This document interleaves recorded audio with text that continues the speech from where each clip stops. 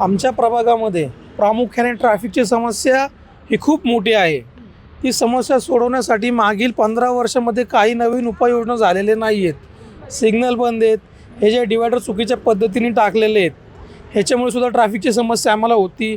मध्ये जागा सोडल्या तर गाड्या जोरात येतात वेगाने आणि ॲक्सिडेंटचे प्रमाण जास्त वाढलेलं आहे। खाली केतरी गार्डन चौक आहे, तिथं डिवायडर अर्धाच ठेवला आहे। रात्रीच्या वेगाने धावणाऱ्या कार या डायरेक्ट त्या डिवायडरवर चढतात आणि तिथं कुणाचाही बळी जातो, त्रास होतो, अशा प्रामुख्याने समस्या होतात।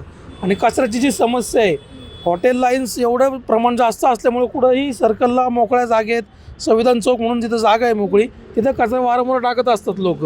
आम्ही त्याला विरोध केला, महानगरपालिकेला तक्रार केली, पण त्याचं काय अजून निराकरण झालेलं नाही आहे। आणि प्रामुख्याने आमच्या गावठाणात वानोडीगाव गावठाण असेल, इथं वस्त्या भाग असेल, सोसायटी भाग असेल, पाण्याची समस्या एवढ्या मोठ्या प्रमाणात आहे की सकाळी 1 तास पाणी येतं आणि संध्याकाळी 1 तास पाणी येतं। मोटर लावलं तरी पाणी येणं नाही घरामध्ये। ही समस्या आम्ही निदर्शनास आणून दिली, करूया आश्वासनच दिली, पण त्याचं अजून काय समस्या सोडवली गेलेली नाही आहे। मागचे जे